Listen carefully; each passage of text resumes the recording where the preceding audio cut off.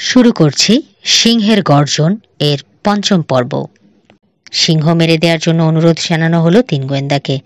জন ককও এসে হাজির হয়েছে গায়ে। মোড়লকে বলল, ওরা কোনোদিনই ওই সিংহ মারতে পারবে না, রাইফেলই ধরতে পারে না ঠিক মতো। তাহলে আপনি মেরে দিন না, কককে অনুরোধ করলো মোড়ল। পারবেন? নিশ্চয় পারবো, কিন্তু কোনো কিন্তু নেই।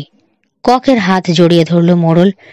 মেরে দিন, দয়া করে বাঁচান আমাদেরকে, ওই ছেলেগুলোর উপর ভরসা নেই। কক ভাবল, এই সুযোগ, যদি সিংহটাকে মারতে পারি আমার উপর আবার আস্থা বাড়বে কিংবার ভবিষ্যতে সিংহ মারার সমস্ত কাজগুলো আমি পাবো। কোমর থেকে রিভলভার খুলে কালকেশরকে খুঁজতে বেরোলো সে। তার ধারণা, মানুষ যখন নিয়ে যেতে পারেনি বেশি দূরে যায়নি সিংহটা, কাছেই কোথাও ঘাপটি মেরে রয়েছে দ্বিতীয় সুযোগের অপেক্ষায়। তিন গোয়েন্দা তখন বৃদ্ধার ঘরের আশেপাশে ঘোরাঘুরি করছে। সিংহটা কোন দিকে গেছে বোঝার চেষ্টা করছে। হঠাৎ কিশোরের বাহুতে হাত রাখল রবিন। ফিসফিস করে বলল, নড়ো না কালকেশর, ডানের ঝোপের মধ্যে। কিশোর আর মুসাও দেখল সিংহটাকে। বিশাল মুখটা বের করে বসে রয়েছে কুকুরের মতো পেছনের পা গুটিয়ে। সরাসরি ওর চোখের দিকে তাকিয়ে রাইফেল তুলতে গেলে হয় ঝাঁপিয়ে এসে পড়বে, নয়তো সরে যাবে। কাজেই কুড়ের আড়ালে চলে এলো তিন গোয়েন্দা। একসাথে গুলি করার জন্য রাইফেল তুলল কিশোর আর মুসা। ওই সময় ককও দেখতে পেল ওটাকে, সঙ্গে সঙ্গে গুলি করলো, কিন্তু দূর থেকে রিভলভার দিয়ে গুলি চালাতে গিয়ে মিস করলো। লাফ দিয়ে উঠল সিংহটা। নিশানা করার আর সময় নেই, গুলি করলো কিশোর আর মুসা। মিস করলো ওরাও, কারণ কিসে লাগবে গুলি। ততক্ষণে বিরাট এক উইয়ের ঢিবি টোপকে পেরিয়ে ছুটতে আরম্ভ করেছে কালকেশর। দেখতে দেখতে হারিয়ে গেল বনের ভেতরে। ওই হারামজাদা ককটার জন্যে, রাগে চিৎকার করে উঠল মুসা। নইলে এতক্ষণে মরে যেত কালকেশর। কককে একটা কড়া কথা বলার জন্য মাথা ঘোরালো সে, কিন্তু কোথায় কক? গুলি মিস করার পরপরই গায়েব হয়ে গেছে। বড় বড় কথা বলেছে মোড়লকে, থাকবে সে, মুখ দেখাবে কি করে? শ্রমিকেরা চলে যেতে শুরু করলো। চেঁচামেচি করে কি সব বলতে লাগলো গাঁয়ের লোক। মোড়লটাকে জিজ্ঞেস করলো কিশোর, ওরা কি বলছে? মোড়ল জানালো, ওরা বলছে সিংহটাকে কখনোই মারতে পারবে না, আসল সিংহ হলে তো মারবে, ওটা হলো গিয়ে দুষ্ট প্রেতাত্মা। আপনি কি বললেন? আগে বিশ্বাস করিনি, এখন করছি। সাদা মানুষের বন্দুকও যার কোনো ক্ষতি করতে পারে না, সে প্রেত না হয়ে যাই না। না, অন্ধকার থেকে আলোয় আসতে অনেক দেরি হবে ওদের, ভাবল কিশোর। এত কুসংস্কার দূর করতে হলে একটাই উপায়, শিক্ষা। ফেরার পথে সেই ছোট বনটা পেরোনোর সময় খুব সতর্ক থাকলো তিন গোয়েন্দা। বলা যায় না কালকেশর লুকিয়ে থাকতে পারে এখানে। বড় বড় গাছপালার নিচে আবছা অন্ধকার দিয়ে যাওয়ার সময় খসখস শব্দ কানে এলো ওদের। শুকনো পাতায় ঘষা লেগেছে কারো শরীর। ঝট করে মুখ ঘোরাতেই চোখে পড়ল বঙ্গাকে। সাথে এখন তীর ধনুক নেই। কিশোর ভাবল, মন বদলেছে বঙ্গার, ওদের সঙ্গে খাতির করতে এসেছে। ভুল ভেবেছে সে। কোমরের খাপ থেকে এক টানে লম্বা ছুরিটা বের করলো বঙ্গা। এইবার পেয়েছে বাকে, এখানে কেউ আমাকে বিরক্ত করবে না, বাধা দিতে আসবে না, এইবার দেখাবো মজা। বঙ্গা, কিশোর বলল, সবকিছু ভুলে গিয়ে বন্ধু হয়ে যেতে পারি না আমরা? বিশ্বাস করো, তোমার বাবার জন্য সত্যিই দুঃখ হচ্ছে, আমাদের কোনো দোষ ছিল না। তোমরা খুন করেছো ওকে, চেঁচিয়ে উঠল বঙ্গা। আর আজকেই বা কি করলে? তোমাদের সিংহটাকে দিয়ে গায়ের আরেকজনকে খুন করাতে চেয়েছিলে। আমাদের সিংহ? গরম হয়ে বলল মুসা। এমন ভাবে বলছো যেন আমরাই ওকে পাঠিয়েছি। তাই তো করেছো, নইলে এত কাছে পেয়ে সিংহটাকে মারলে না কেন? গরম আরেকটা জবাব দিতে যাচ্ছিল মুসা, তাকে থামালো কিশোর। তর্ক করে লাভ নেই বঙ্গা, একটা কথা ঠিকই বলেছ, এত কাছে পেয়েও সিংহটাকে মারতে পারলাম না কেন? কেন বারবার আমাদের হাত ফসকে বেরিয়ে যাচ্ছে সে, বেঁচে যাচ্ছে?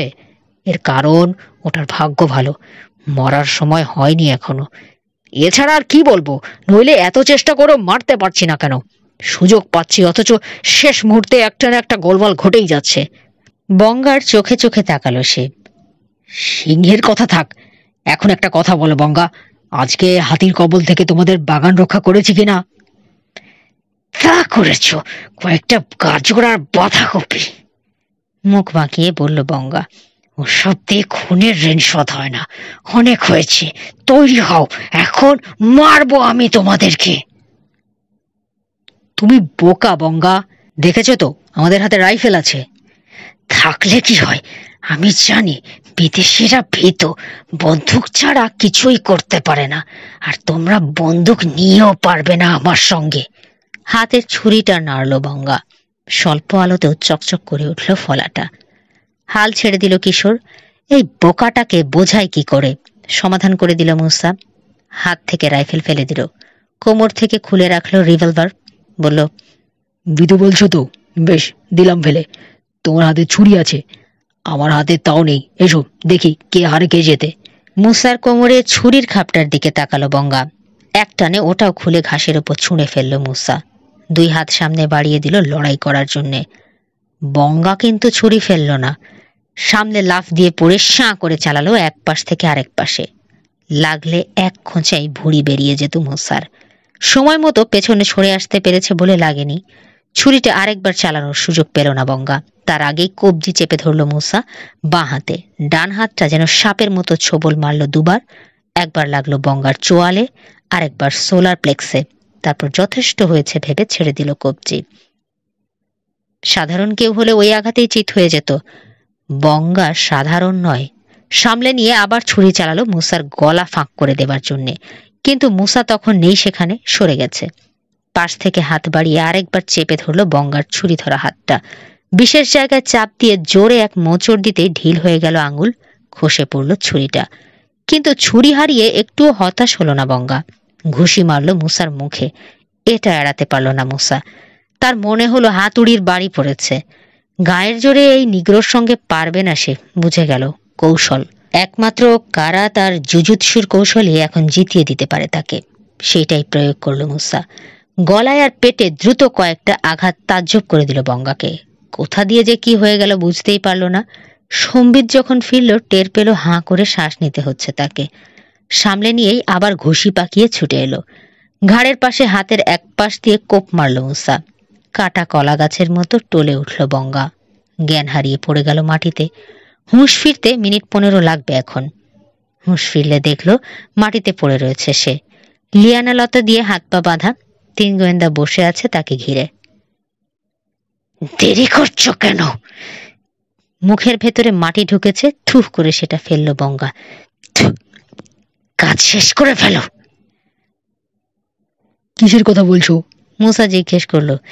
মেরে ফেলো আমাকে, হেরেই তো গেছি। তোমাকে মারার কোনো ইচ্ছেই নেই আমাদের। আমার এখনো আছে, সুযোগ দিলেই খুন করব। ভাবো বঙ্গা, ভালো করে ভেবে দেখো। কিশোর বলল, চাইলে তোমাকে সহজেই মেরে ফেলতে পারতাম, মারিনি, কারণ তোমার সঙ্গে কথা বলতে চাই।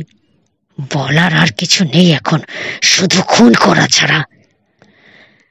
নিরাশ করতে হচ্ছে তোমাকে বঙ্গা। খুন টুন কিছু হবে না। তোমার সত্যি সত্যি কি হয়েছে আমাকে না বলা পর্যন্ত এখান থেকে যাচ্ছি না, বসেই থাকবো। কি হয়েছে বলো তো?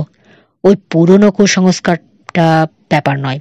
ওসব ধরে নিয়ে মানুষ খুন করতে আসার মতো বোকা তুমি নও। ইংরেজি স্কুলে পড়ো, যথেষ্ট বুদ্ধিমান তুমি। আসল ব্যাপারটা কি বলে ফেলো তো। তোমার রাগটা কোথায়? কোথায় আবার? সিংহ মারতে পারোনি?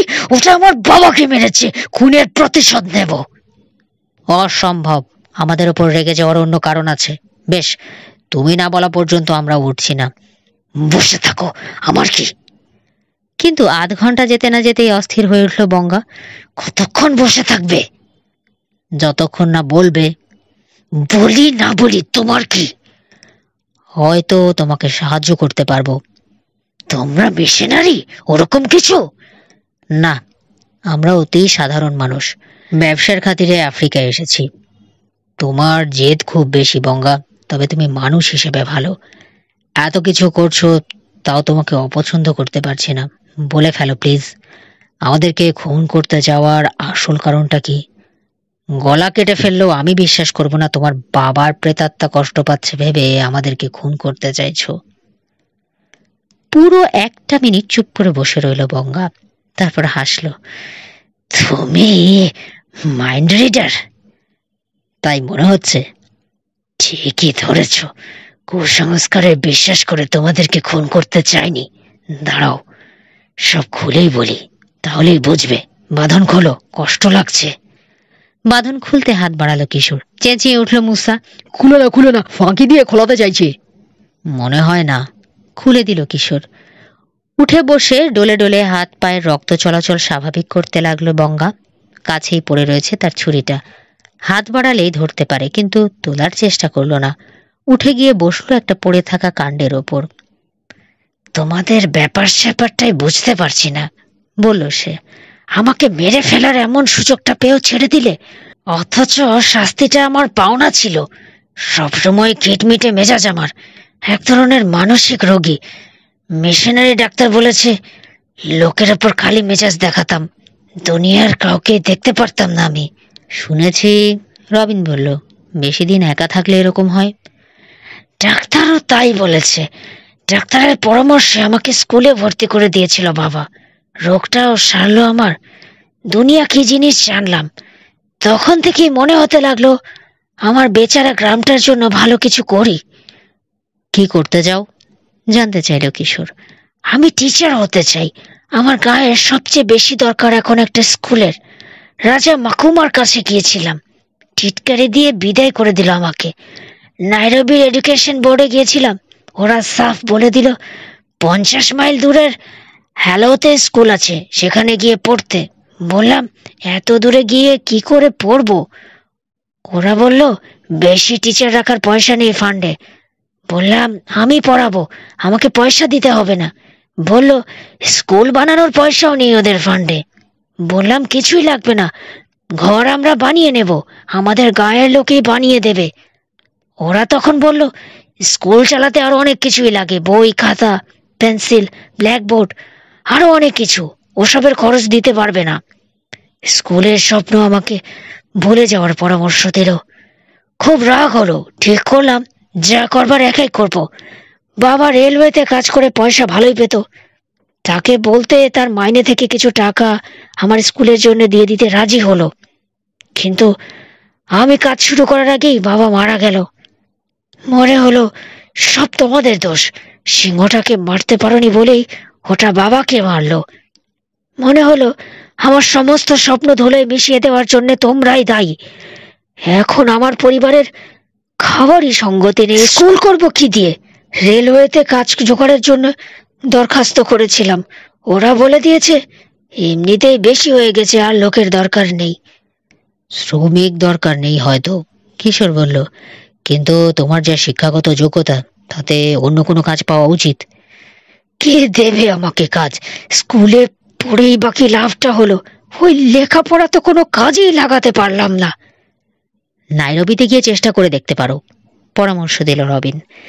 তা না হয় গেলাম, পরিবারের ভরণ পোষণের একটা ব্যবস্থা হবে, কিন্তু আমার স্কুল, আমার গায়ের লোক, এই ভাবনায় স্থির থাকতে দিচ্ছে না আমাকে। সারাক্ষণ খচখচ করছে মাথার মধ্যে। নাইরোবি আমাকে চায় না, ওখানে আমার দরকার নেই। গুলার আছে, কিন্তু কিছুই করতে পারছি না ওদের জন্যে, হাত পা বাঁধা। খুলে তো দিয়েছি তাই না, বাকিটাও দেওয়ার চেষ্টা করব, হেসে বলল কিশোর। 30 জন লোক আছে আমার, হাত পা গুটিয়ে বসে আছে, ওরা খাচ্ছে আর ঘুমোচ্ছে, কিছুই করার নেই। কাজ পেলে হাঁপ ছেড়ে বাঁচবে। ওদেরকে লাগিয়ে দেব তোমার স্কুল বানানোর জন্যে। জন্তু জানোয়ার ধরে দেওয়ার জন্য একটা কমিশন পাবো আমরা। 3 জনেই সব টাকা দান করে দেব তোমার স্কুলের ফান্ডে। কি বলো তোমরা? সহকারীদের দিকে তাকালো সে, মাথা ঝাঁকালো দুজনেই। টাকা আরো পাবে। এই এলাকায় যত জন্তু জানোয়ার ধরবো সেগুলো বিক্রি করে যত টাকা পাবো সব দেয়া হবে স্কুলের জন্য। আমার চাচা আর মুসার আব্বাকে সহজেই রাজি করাতে পারবো। শুধু তাই না, আমার মেরি চাচি, মুসার আম্মা, রবিনের আম্মা সবাই দান করবেন। মেরি চাচি শুনলে তো বাড়ি বাড়ি গিয়ে রীতিমতো চাঁদা তুলতে আরম্ভ করবেন। স্কুল চালানোর খরচের কোনো অসুবিধা হবে না তোমার, বঙ্গা, আমরা কথা দিচ্ছি। 3 গোয়েন্দার তরফ থেকে বলল সে। হাঁ হয়ে গেছে বঙ্গার মুখ, চোখ গোল গোল। দীর্ঘ একটা মুহূর্ত এমন ভঙ্গিতে কিশোরের দিকে তাকিয়ে রইল যেন জীবনে তাকে এই প্রথম দেখছে। বিড়বিড় করে কিছু বলল তার মাতৃভাষায়, বুঝতে পারল না তিন গোয়েন্দা। কবে থেকে শুরু করতে চাও? জিজ্ঞেস করলো কিশোর। পারলে কাল থেকেই, কাল সকাল। প্ল্যান করতে হবে না? করে রেখেছি, বহু বছর ধরেই করছি। বেশ, স্টেশনে ফিরেই আমি সাফারি ক্যাম্পে ফোন করে দেব। কাল সকাল নাগাদ হাজির হয়ে যাবে আমার লোকেরা। ওদেরকে কাজ বুঝিয়ে দিয়ে নাইরোবি চলে যাবে তুমি। ডেস্ক, বেঞ্চ, ব্ল্যাকবোর্ড আর যা যা লাগে অর্ডার দেওয়ার জন্য বিল পাঠিয়ে দিও আমার কাছে। বঙ্গা বিশ্বাস করতে পারছে না এই ছেলেগুলো সত্যিই তার জন্য এত কিছু করছে। হঠাৎ পাতার ফাঁক দিয়ে রোদের ফালি এসে পড়ল গায়ে। তার মানে মেঘ কেটে গেছে, পরিষ্কার হয়েছে আকাশ। তার চোখের কোণে পানি চিকচিক করছে, ঠোঁটের কোণে হাসি। দেখতে দেখতে হাসিটা ছড়িয়ে গেল একান ওকান, বেরিয়ে পড়ল ঝকঝকে সাদা দাঁত। এই প্রথম বিষণ্ণতা কাটল বঙ্গার। তাকে হাসতে দেখল তিন গোয়েন্দা। প্রথমে হাসিটা সংক্রমিত হলো মুসার মাঝে, তারপর অন্য দুজন। হা হা করে হাসতে লাগলো চারজনেই, হাত মেলালো। হাসতে হাসতে উঠে দাঁড়ালো বঙ্গা, বলল, যাই, গায়ের লোককে সুখবরটা দিয়ে গিয়ে। দাঁড়াও, ডাকলো কিশোর। ঘুরে দাঁড়ালো বঙ্গা। কি? এটা ফেলে যাচ্ছ? মাটি থেকে ছুরিটা তুলে দিল কিশোর। Thank you. হেসে ছুরিটা কোমরে গুঁজল বঙ্গা, তারপর দৌড় দিল গায়ের দিকে। টেলিফোন শেষ করে তাঁবুতে ফিরে এলো তিন গোয়েন্দা। তাড়াতাড়ি সিংহের বাচ্চাটাকে খাইয়ে নিজেরাও নাকে মুখে কিছু গুঁজে নিল। তারপর আবার রওনা হলো বেলুনের দিকে। ওই যে রাজা সাহেব, রবিন বলল। রেল লাইন আর শ্রমিকদের কাজ পরিদর্শনে এসেছে ডিস্ট্রিক্ট অফিসার। চলো কথা বলবো, কিশোর বলল। কিন্তু ওদেরকে এগোতে দেখেই সরে গেল মাকুমা। না, বলতে চায় না। জিজ্ঞেস করতাম বিদেশিদের ওপর এত রাগ কেন তার। জিজ্ঞেস আর করা হলো না। বেলুনের কাছে এসে দাঁড়ালো তিন গোয়েন্দা। জোর বাতাস বইছে এখনো। একখানে স্থির থাকতে পারছে না আকাশ বিহার। গ্যাজেল হরিণের মতো নাচানাচি করছে ঝুড়িটা। বেলুনে চড়ার জন্য দিনটা মোটেই সুবিধের নয়, তবু এছাড়া আর কোনো উপায় নেই। সাপের লেজের মতো মোচড় খাচ্ছে সিঁড়িটা। নিচ থেকে টেনে ধরল মুসা, উঠতে শুরু করলো কিশোর। তারপর উঠল রবিন। সব শেষে ওই মোচড় খাওয়া সিঁড়ি বেয়েই মস্ত ঝুঁকি নিয়ে উপরে উঠে এলো মুসা। ঝুড়িতে বসে তিনজনই জিরিয়ে নিল কিছুক্ষণ। ঠিক জিরানো বলা যায় না, ঝুড়ির ধার খামচে ধরে বারবার ঝাঁকি খাওয়া মোটেই আরামদায়ক নয়। এখানে এসে অযথা বসে থাকারও কোনো মানে হয় না। শেষে এক হাতে ঝুড়ি ধরে আর এক হাতে বিনেকিলার চোখে লাগিয়ে যতটা দেখা সম্ভব দেখতে লাগলো ওরা। স্পষ্ট করে বোঝার উপায় নেই কিছুই।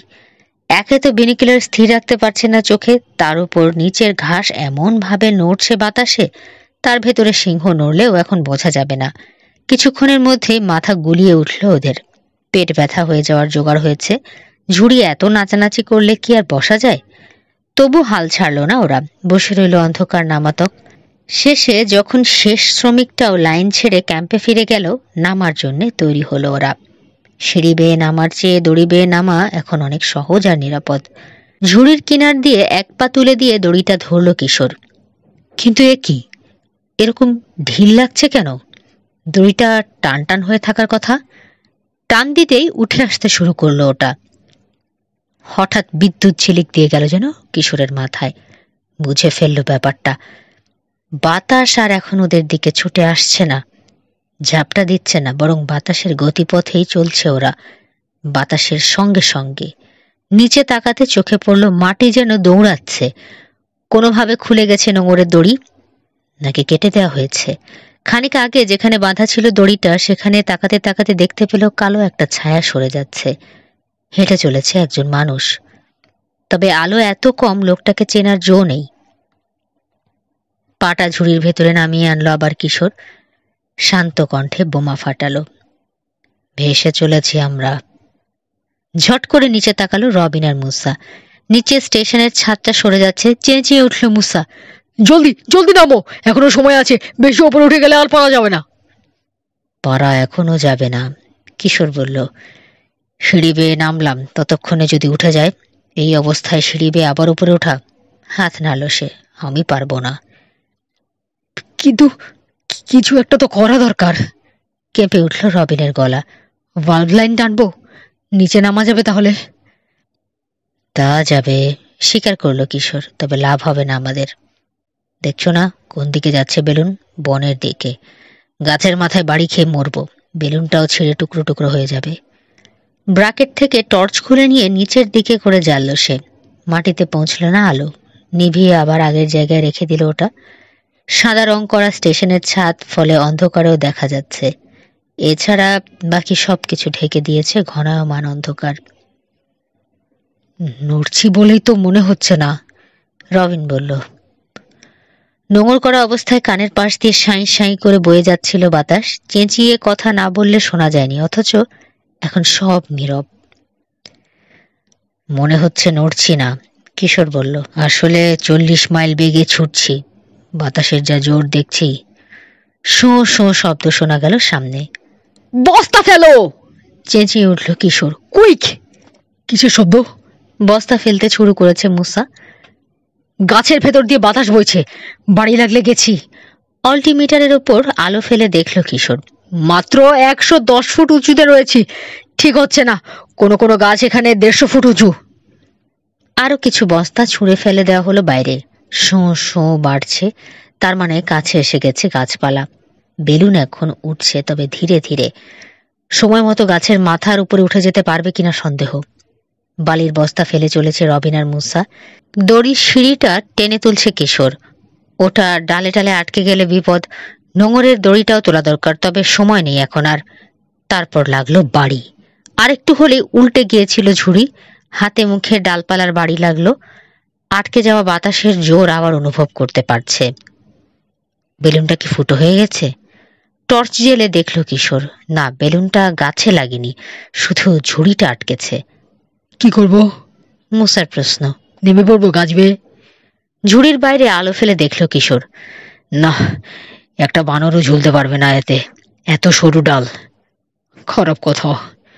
না, ভালো, নরম ডাল বেশিক্ষণ আটকে রাখতে পারবে না ঝুড়িটাকে। কিন্তু নিরাশ হতে হলো ওদেরকে। জোরালো আরেক ঝলক বাতাস আরো ভেতরে ঢুকিয়ে নিয়ে গেল ঝুড়িটাকে। বিরক্ত হয়ে চেঁচামেচি করতে করতে বেরিয়ে এলো হর্নবিল পাখির ঝাঁক। ডালে বসে ঘুমোচ্ছিল ওগুলো। আরো জোরে বয়ে গেল আরেক ঝলক বাতাস। আরো শক্ত হয়ে আটকে গেল ঝুড়ি। ব্যাপারটা কি? যে ডালে ঝুড়ি আটকেছে ওগুলো তো বেলুনটাকে ধরে রাখতে পারার কথা নয়। তাহলে আবার আলো জেলে ভালো মতো দেখল কিশোর। না, ঝুড়ি নয়, আটকেছে নোঙরের দড়িটা। দড়িটা ধরে টানাটানি শুরু করলো সে আর মুসা মিলে। কিন্তু যে দড়ি বেলুনে ছুটাতে পারছে না, সেটা কি আর ওরা পারে? কাজটা অবশ্য ওদের হয়ে বাতাসই করে দিল। এক হ্যাঁচকা টান মেরে দিল ছুটিয়ে। আবার ছুটতে শুরু করলো বেলুন। আনন্দে চিৎকার করে উঠল রবিন, যেন দড়িটা ছুটে যাওয়াতেই সমস্ত ঝামেলা মিটে গেল। গাছপালাবিহীন ভালো একটা সমতল জায়গা দেখে বেলুন নামালেই হবে এখন। নামানোটা তো আর তেমন কঠিন কিছু না, গ্যাস ছেড়ে দিলেই হবে। কিন্তু ভাবা যত সহজ, করা ততটা না। নিচে গাছপালা ছাড়া ভালো জায়গা আছে কিনা কিভাবে বুঝবে? অন্ধকারে দেখাই যায় না কিছু। রেল লাইন থেকে দূরে তেমন জায়গা আছে কিনা তাও জানা নেই। আর এই বাতাসের মধ্যে নামার অর্থ হচ্ছে মাটি ঘেঁষে 100 খানেক ফুট ছেঁচড়ে যাওয়া, এবং তার মানে ভীষণ শক্ত উইয়ের ঢিবি আর বড় বড় পাথরে ক্রমাগত বাড়ি খাওয়া। ঝুড়ি তো যাবেই, ছাতু হয়ে যাবে শরীর। এমনও হতে পারে চমকে যাওয়া হাতির পাল অস্থির গন্ডার কিংবা রাক্ষসী হায়নার মধ্যে পড়ল। রাতের এই সময়ে সিংহও শিকারে বেরোয়। ওগুলোর সামনে পড়াটাও মারাত্মক। প্রতিটি মিনিট যাচ্ছে আর ক্যাম্প থেকে ওদেরকে দূরে সরিয়ে নিয়ে যাচ্ছে বাতাস। অন্য ক্যাম্পের কথা ভাবল কিশোর। এই যেমন কিতানি সাফারি লজ। পূবের হাওয়া বইছে। কোন দিকে যাচ্ছে আন্দাজ করার চেষ্টা করলো সে। সাভো নদীর পশ্চিম ধার ঘেঁষে উপত্যকা পেরিয়ে যাবে সম্ভবত লজের দিকেই। হয়তো এখনই রয়েছে লজের ওপরে। নিচের দিকে টর্চ জ্বালালো সে। জানে দেখার সম্ভাবনা প্রায় নেই, তবু চেষ্টা করলো। আরো একটা কারণ আছে টর্চ জ্বালার, যদি ভাগ্য ভালো হয় আর আলোটা ক্যাম্পের কারো চোখে পড়ে যায়। টর্চটা আবার নেভাতেই নিচে মিটমিটে আলো চোখে পড়ল।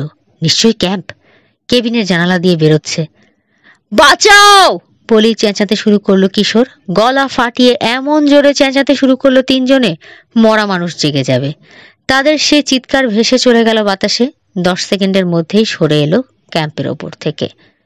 এরপর থেকে শুরু হয়েছে পূর্ব আফ্রিকার সাংঘাতিক বুনো এলাকা। নিচে এখন কালো অন্ধকার ছাড়া আর কিছুই চোখে পড়ছে না। সামনে কালো বিশাল একটা কিছু যেন ঠেলে উঠেছে আকাশে, তারা ঢেকে দিয়েছে। কালোর ওপরে সাদা মতো কিছু, সাদা ছাদ বলা যায়, কিংবা রাতের আকাশে সাদা মেঘ। কালো স্তম্ভের ওপরে সাদা ছাদ, কি ওটা? কল্পনায় এই এলাকার ম্যাপটা ফুটিয়ে তোলার চেষ্টা করলো সে। কিতানির সোজা পশ্চিমে কি কি আছে মনে পড়ল, পর্বত। ধড়াস করে উঠল বুক। গলা শান্ত রাখার চেষ্টা করলো। খারাপ খবর আছে, সামনে কিলিমানজারো পর্বত, এভাবে এগোলে বাড়ি লাগবেই। অন্ধকারে গলা বাড়িয়ে পর্বত দেখার চেষ্টা করলো মুসা আর রবিন। ঘুরে যাওয়া যায় না? মুসার জিজ্ঞাসা। না, জবাব দিল কিশোর। এটা এরোপ্লেন নয় যে যেদিকে খুশি ঘোরাবো, বাতাসের ইচ্ছে মতোই চলবে এটা। জানি, তবু বললাম, এক কাজ তো করতে পারি, ওপর দিয়ে পেরিয়ে যেতে পারি। 19,000 ফুট ওপর দিয়ে আফ্রিকার সবচেয়ে উঁচু পর্বত ওটা। বড় জোর 6,000 ফুট ওপরে তোলা যাবে বেলুন। ঝুড়ির সমস্ত বস্তা ফেলে দিলেও 19,000 ফুট উপরে উঠবে না। তাহলে লাগুক গে বাড়ি, চাল চামড়া উঠবে, 2-4 জায়গায় বাড়ি লেগে ফুলুক, ঢাল বেয়ে নেবে কোনো গাঁয়ে চলে যাব, ওখান থেকে ফেরার একটা ব্যবস্থা হবেই। তিক্ত হাসি হাসল কিশোর। পর্বতের একপাশে কোনো ঢালই নেই, একেবারে দেয়ালের মতো খাড়া। বাড়ি লাগলেও বেরোনোর চেষ্টা করবে না। যদি তখনও বেঁচে থাকো, দেয়ালে ঠেকে থাকবে বেলুন, আমরা ঝুড়িতে বসে থাকবো। না খেয়ে না মরা পর্যন্ত? বাতাসের গতি না বদলানো পর্যন্ত। তারপর আরেকদিকে আমাদেরকে ভাসিয়ে নিয়ে যাবে বাতাস। তা বোধহয় সম্ভব না, মুখ খুলল রবিন। যতদূর মনে হয় এটা বাণিজ্যিক বায়ু। ঠিক, বছরের সব সময় প্রায় এরকম ভাবে বয়ে যায় পূব থেকে পশ্চিমে। কিন্তু অলৌকিক কাণ্ডও তো ঘটেই পৃথিবীতে, সেই রকমই কিছুর আশায় থাকবো আমরা। ভূগোলে বেশ ভালোই জ্ঞান আছে কিশোরের, তবে এই উত্তেজনার মাঝে অনেক কিছুই মনে পড়ছে না তার। সামনে আলো ফেলে দেখল মুসা। আশা করেছিল পর্বতের গায়ে আলো পড়বে, পড়ল না। আরে, গতি কমে গেছে মনে হয়, বলল সে। কি করে হলো? অনুমান করল কিশোর, নিশ্চয়ই পর্বতের জন্যে। সোজা এগোনোর পথ পাচ্ছে না বাতাস, ফলে গতিও কমে গেছে। এরকম হারে কমতে থাকলে ধাক্কাই খাবে না বেলুন। ধাক্কা সত্যিই লাগলো না, এমনকি ছোঁয়াও না, বরং ওদের চোখের সামনে যেন পিছলে নেমে যেতে শুরু করলো পর্বতের ধার। ভুতুড়ে কাণ্ড নাকি? ভয় পেয়ে গেল মুসা, তবে মুহূর্ত পরে ব্যাপারটা বুঝে ফেলল। পর্বত নামছে না, ওরাই উঠছে দ্রুত গতিতে। আশ্চর্য! অল্টিমিটারের দিকে তাকালো কিশোর। 500 ফুট, 1000, 1500, 2000। মাথার মধ্যে কেমন বৌ বৌ করছে। 5000, 10, 15। থার্মালে পড়েছি আমরা, হঠাৎ বলে উঠল রবিন। থার্মালটা কি? মুসা বুঝল না। গরম বাতাস ওপরে ওঠে। এখানে গরম বাতাস আসবে কোত্থেকে? ওই পর্বত সূর্যের উত্তাপ ধরে রেখেছে। গরম পাথরের সংস্পর্শে এসে বাতাসও গরম হয়ে যাচ্ছে, উঠে যাচ্ছে ওপর দিকে, কাজেই আমরাও যাচ্ছি। যাক, অলৌকিক ব্যাপারই ঘটল। স্বস্তির নিঃশ্বাস ফেলল মুসা। এরকমটা কন্টিনিউ করলেই হয়, কিশোর বলল। কেন করবে না? যতই ওপরে উঠছি ঠান্ডা বাড়ছে। বিষুব অঞ্চল থেকে যেন মেরু অঞ্চলে এসে পড়েছি। আধ ঘন্টার আগেও ছিল গ্রীষ্মমণ্ডলীয় জঙ্গল, আর এখন দেখো। পর্বতের গায়ে পাথর চোখে পড়ছে না এখন আর, বরফ আর তুষারে ঢেকে দিয়েছে। জোর কমে আসা থার্মালের মধ্যে পড়ে নাচানাচি করছে বেলুন। বেরোনোর চেষ্টা করছে যেন চিরস্থায়ী তুষারের অঞ্চল থেকে। আবার নামতে শুরু করলো নিচের দিকে। জলদি করো, জলদি বস্তা ফেলো, চেঁচিয়ে উঠল কিশোর। এখানে আটকে পড়লে জমেই মরে যাব। একের পর এক বস্তা ফেললেও সুবিধে হচ্ছে না। অনেক নেমে চলে এসেছে বেলুন। ঝুড়িটা ছেঁচড়ে চলেছে এখন তুষার স্তূপের ওপর দিয়ে। এক নাগাড়ে তুষার ঝরছে, বাতাস কনকনে ঠান্ডা। হাসল মুসা। পরিবেশ সহজ করার জন্য বলল, কি আর করব, নেমে গেলে ইগলু বানিয়ে বাস করবো আর কি পর্বতের মাথায়। ঈগল ধরে ধরে খাবো। শীতে কেঁপে উঠল সে। যতদিন না সাহায্য আসে। আঙুলের ডগা ইতিমধ্যেই বরফের মতো ঠান্ডা হয়েছে। জমে যাওয়ার পূর্বাভাস। অক্সিজেনের অভাব অনুভব করতে আরম্ভ করেছে। জোরে একবার কেঁপে উঠে থেমে গেল ঝুড়ি। এক ঝলক বাতাসে সে হ্যাঁচকা টানে আরো খানিকটা সরিয়ে নিল। আরো বস্তা ফেলা হলো। বেতো ঘোড়ার মতো খোঁড়াতে খোঁড়াতে যেন তুষারের ওপর দিয়ে এগিয়ে চলল ঝুড়িটা। হঠাৎ করে গতি সঞ্চারিত হলো। লাফিয়ে উঠল কয়েক ফুট। সামান্য গরম মনে হলো বাতাস। তুষারপাতের ভেতর দিয়ে নিচটা আবছা মতো চোখে পড়ছে। সাদা বরফ কিংবা তুষার কিছুই দেখা গেল না, শুধু বিরাট কালো এক শূন্যতা। অনেক নিচে আগুন দেখা যাচ্ছে। হাজার হাজার বছর আগে জ্যান্ত আগ্নেয়গিরি ছিল কিলিমানজারো। তারপর বহুদিন যাবৎ মৃত কিংবা সুপ্ত ছিল। ইদানিং আবার তার জেগে ওঠার লক্ষণ দেখা যাচ্ছে। গলিত লাভা কারো চোখে পড়েনি এখনো। বরফ আর তুষারও গলে পানি হয়ে যায়নি। তবে কিছু ছোট ছোট জ্বালামুখ থেকে নাকি বাষ্প বেরোতে দেখেছে অনেকে। কথাটা সত্যি, কারণ ওই বাষ্পই বাঁচিয়ে দিল আকাশ বিহারকে। যেখানে বাষ্প বেরোচ্ছে সেখানে বাতাস গরম। শাঁ করে 50-60 ফুট উঠে গেল বেলুন। দ্রুত পেরিয়ে আসতে লাগলো চূড়াটা। হাঁফ ছাড়ল 3 গোয়েন্দা। ফোঁস করে নিঃশ্বাস ফেলল কিশোর। যাক, একটা ফাঁড়া কাটলো। বাজি রেখে বলতে পারি, বেলুনে ঝুড়িতে করে কিলিমানজারো পেরোলাম আমরাই প্রথম। এখানেই শেষ হচ্ছে সিংহের গর্জন এর 5ম পর্ব। পরবর্তী পর্ব শুনতে এবং নতুন নতুন আরো অনেক গল্প শুনতে সাথে থাকুন গল্প বাই খাসফড়িং এর। ধন্যবাদ।